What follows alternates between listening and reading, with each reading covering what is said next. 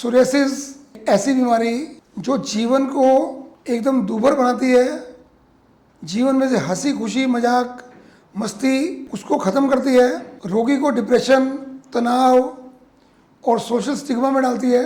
क्या इसका ट्रीटमेंट नहीं है? क्या ये ठीक नहीं हो सकती कभी भी? क्योंकि आमतौर पर ये सुना जाता है कि डॉक्टर साहब हम डॉक्टर के पास गए, उन्होंने कहा कि इसका तो कोई ट्रीटमेंट नहीं है, ज़िंदगी भर दवाई खानी पड़ेगी। पर ऐसा बिल्कुल नहीं है।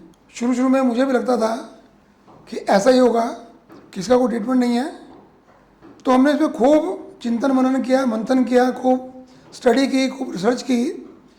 उस रिसर्च के बाद एक बात समझ में आई कि आयुर्वेद ने तो पहले ही बोल दिया कि यदि रोग का कारण मालूम है तो ही चिकित्सा होगी। यदि रोग का कारण मालूम है तो उस कारण को दूर करने से हमें ध्यान में आएगा कि यदि वो दूर कर देंगे तो रोग ठीक होगा। यदि हमें रोग का कारण ही मालूम नहीं है तो चिकित्सा क्या करेंगे हम?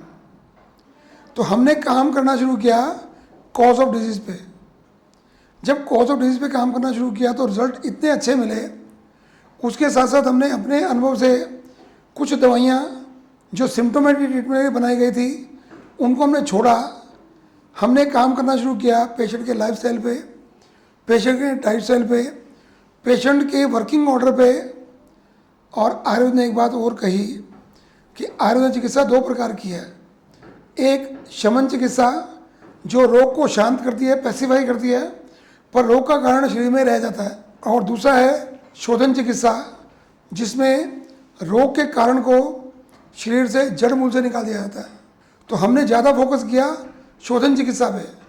जब पेशेंट आके मुझे बोलता है सर सोरियासिस की दवाई चाहिए, तो मैं बोलता हूँ दवाई नहीं चाहिए, हमको पहले कारण ढूंढना है। हम फर्स्ट विजिट में उसकी काउंसलिंग करते हैं, उसका पूरा कारण ढूंढते हैं, उसका पिछले 2, 4, 5 साल का लाइफस्टाइल ढूंढते हैं, फिर वहाँ से ढूंढते हैं कि क्या कारण रहा होगा। उस कारण का जब निवारण करते हैं 1 महीने की दवाई देके उसको भेज देते हैं। और उसके बाद जब नेक्स्ट मंथ उसका हम शुद्धिकरण करते हैं। अब शुद्धिकरण में जो 2 मेजर फैक्टर हैं, पहला है वमन और दूसरा है विरेचन। ऐसा तो टोटल पंचकर्म जो है वो वमन, विरेचन, वस्ती, नस्य और रक्त मोक्षण, ये सब की सब विधियाँ जो हैं ये सोरियासिस में बहुत कारगर हैं। पर शुरुआत में क्या करना है कि जो हमारा पूरा इंटेस्टाइन है, जो हमारा डाइजेस्टिव सिस्टम है, उसके जो सिक्रीशंस हैं, जो जूसेस हैं और जो एंजाइम्स हैं, जो एसिड्स हैं, यदि वो प्योर बनेंगे तो खाना डाइजेस्ट होकर प्योर रस बनेगा और प्योर रक्त बनेगा। यदि हमारे सिक्रीशंस ही दूषित हैं तो वो दूषित रस बनाएंगी, दूषित रक्त बनाएंगी। हम कितनी भी चिकित्सा कर लें, कितनी भी दवाइयाँ दे दें, जब तक वो टॉक्सिन्स बाहर नहीं निकलेंगे बॉडी से, टॉक्सिन बनने बंद नहीं होंगे तो रोग ठीक नहीं होगा।